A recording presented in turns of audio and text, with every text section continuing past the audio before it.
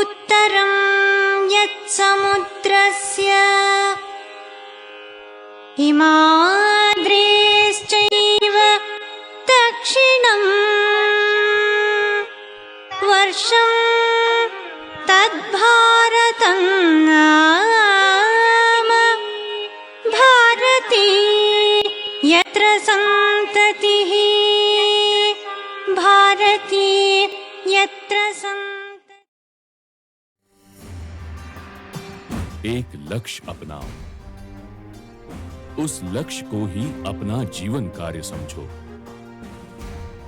उसी को सोचो, उसी के सपने देखो और उसी के सहारे जीवित रहो। अपने मस्तिष्क, मांसपेशियों, स्नायुओं और शरीर के प्रत्येक भाग को उसी विचार से ओतप्रोत होने दो। दूसरे सब विचारों को अपने से दूर रखो। यही सफलता का रास्ता है। स्वामी विवेकानंद। स्वामी जी का यही विचार जिनके जीवन की बुनियाद बनी, इसी विचार की नींव पर जिन्होंने स्वामी विवेकानंद शीला स्मारक का निर्माण किया और स्वामी विवेकानंद के विचारों को विवेकानंद केंद्र इस संगठन के द्वारा कार्यों में परिणत किया, ये उस व्यक्ति की कहानी है।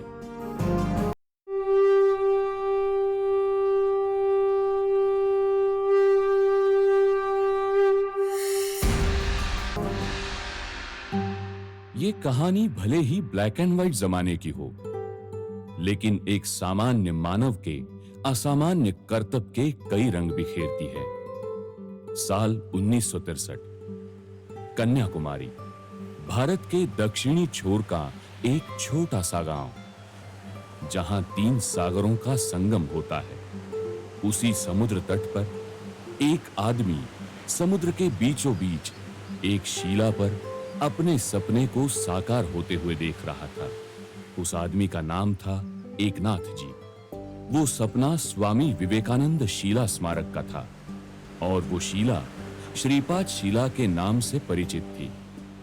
कहते हैं माता पार्वती ने अपने किसी अवतार में यहां पर तपस्या की थी। एक पैर पर खड़े हुए किए इस तप के चिन्ह आज भी यहां दिखाई पड़ते हैं। इसी शिला पर स्वामी विवेकानंद को अपना जीवन उद्देश्य प्राप्त हुआ था।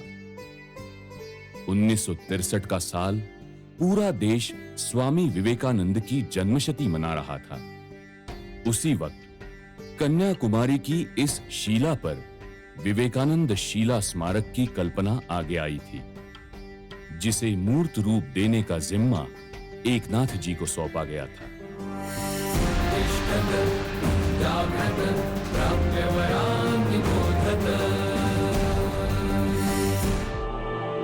एकनाथ जी का जन्म 19 नवंबर 1914 को महाराष्ट्र के अमरावती जिले के टिमटाला में श्री रामकृष्ण रानडे और श्रीमती रमाबाई के घर में हुआ था। बालक नाथ नागपुर में अपने बड़े भाई के घर पर रहता था और यहीं अपने जीजाजी श्री अन्ना सोहोनी के माध्यम से राष्ट्रीय स्वयंसेवक संघ से उसका परिचय हुआ। एकनाथ जी ने संघ के माध्यम से राष्ट्र के पुनर्निर्माण के लिए कार्य करने का निश्चय किया, किंतु डॉक्टर जी चाहते थे कि अपना जीवन संघ कार्य के लिए समर्पित करने से पहले एकनाथ जी अपनी स्नातक की पढ़ाई पूरी कर लें। हिस्लॉप कॉलेज में जहां वे दर्शन शास्त्र की पढ़ाई कर रहे थे, वहां होने वाली बाइबल की अनिवार्य कक्षा में हिंदू धर्म की आलोचना ही अधिक चलती रहती थी। हिंदुत्व पर लगने वाले इन झूठे आरोपों का प्रतिकार करने की एकनाथ जी की तीव्र इच्छा ने उन्हें गीता, उपनिषदों और विवेकानंद साहित्य के अध्ययन की प्रेरणा दी। अपनी स्नातक की शिक्षा पूरी करते ही वे संघ के प्रचारक बनकर जबलपुर चले गए। संघ के विभिन्न प्रशिक्षण वर्गों और गतिविधियों का आयोजन करते हुए वे एक अनुभवी आयोजक व संगठनकर्ता बन गए।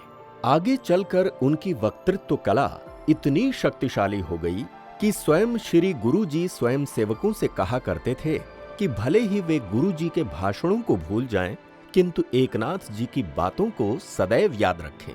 सन 1948 में जब गांधी हत्या के बाद संघ पर प्रतिबंध लगा दिया गया था, तो एकनाथ जी सरदार पटेल जैसे नेताओं से मिले और अपनी अकाट्य तर्कों द्वारा उन्होंने सिद्ध किया कि संघ केवल एक सांस्कृतिक संगठन है, आतंकी संगठन नहीं।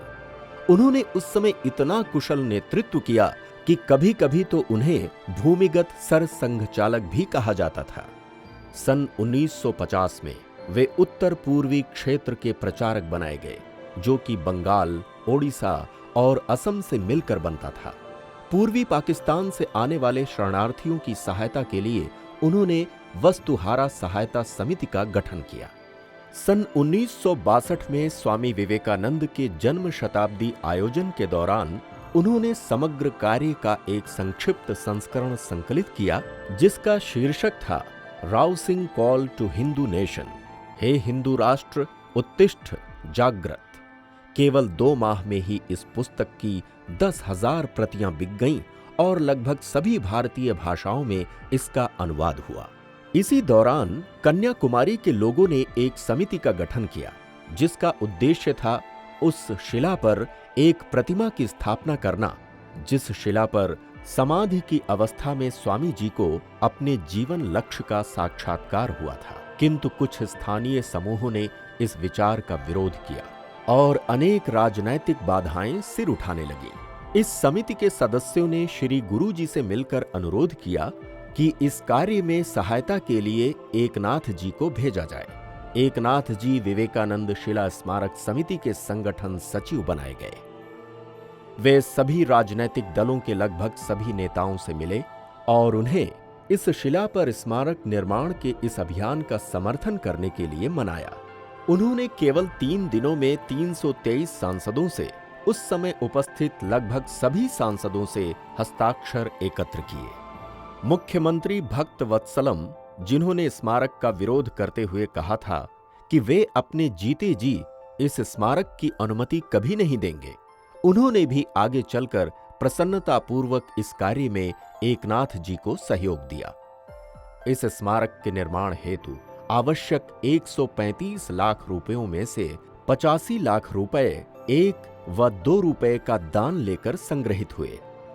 जम्मू कश्मीर और नागालैंड सहित प्रत्येक राज्य सरकार ने इस स्मारक के निर्माण हेतु योगदान दिया और ये सच्चे अर्थों में एक राष्ट्रीय स्मारक बन गया।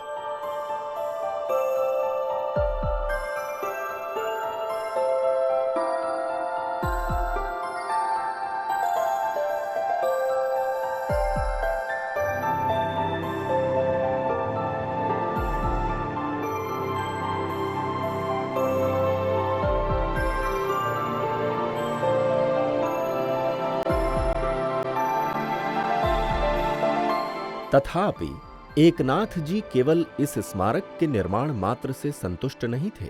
उनका स्वप्न था एक ऐसे स्मारक का निर्माण जो केवल पत्थरों और ग्रेनाइट से ही ना बना हो, बल्कि अधिक जीवंत भी हो।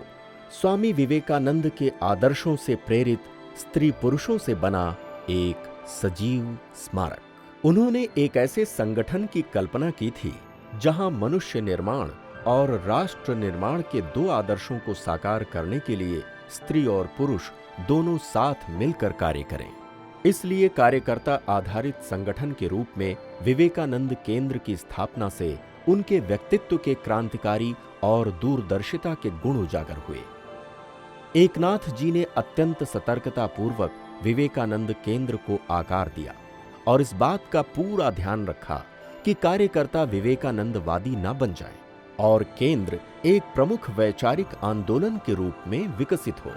यहाँ तक कि आज भी समर्पित जीवन व्रती, सेवाव्रती, वानप्रस्थी व हजारों स्थानीय कार्यकर्ताओं के साथ साथ लाखों दानदाता, संरक्षकों और शुभचिंतक साथ मिलकर स्वामी विवेकानंद के उस कार्य को आगे बढ़ा रहे हैं जिन्हें एकनाथ जी ने विवेकानंद केंद्र के माध्यम से आकार दिया था। विवेकानंद केंद्र ने सामान्य रूप से देश के सभी भागों में और विशिष्ट रूप से पूर्वोत्तर भारत में अपनी विभिन्न सेवा योजनाओं जैसे शिक्षा, स्वास्थ्य सेवा, सांस्कृतिक संस्थान, महिला सहभागिता, ग्राम विकास, प्राकृतिक संसाधन विकास कार्यक्रमों, वैदिक विजन फाउंडेशन, युवा मार्गदर्शन कार्यक्रमों, संस्कार वर्गों, योग वर्गों और स्वाध्याय वर्गों आदि के माध्यम से सामाजिक सेवा के क्षेत्र में अपना विशिष्ट स्थान बनाया है। सन 1980 में जब संगठन मूर्त रूप ले ही रहा था, उसी दौरान अत्यधिक परिश्रम के कारण उन्हें मस्तिष्काघात हो गया, किंतु उन्होंने हार नहीं मानी और दृढ़ इच्छा शक्ति के द्वारा इस शारीरिक चुनौती से पूरी तरह उभरकर पूरे देश का व्यापक दौरा किया। वे जानते थे कि समय बड़ी तेज गति से फिसलता जा रहा है। गतिविधियों को विस्तार देने की अपनी इच्छा के अनुरूप उन्होंने विवेकानंद केंद्र इंटरनेशनल की भी स्थापना की। यद्यपि वे जानते थे कि उस समय विदेशों की बजाय भारत में ही अधिक ठोस कार्य करना आवश्यक था। उनका ये विचार विवेकानंद इंटरनेशनल फाउंडेशन के रूप में कई वर्षों बाद साकार हुआ, जिसका उद्देश्य विश्व मंच पर भारतीय विचारधारा और संस्कृति का प्रतिनिधित्व करना है। अंतिम क्षण तक एकनाथ जी अपने ध्येय पथ पर चलते रहे और यही कार्य करते करते 22 अगस्त 1982 को उन्होंने अंतिम सांस ली। एकनाथ जी ने भले ही अपना शरीर त्याग दिया हो, फिर भी शिला स्मारक के एक एक पत्थर में, विवेकानंदपुरम की एक एक ईंट में और विवेकानंद केंद्र के एक एक कार्यकर्ता के जीवन में एकनाथ जी का दर्शन सदैव होता रहेगा।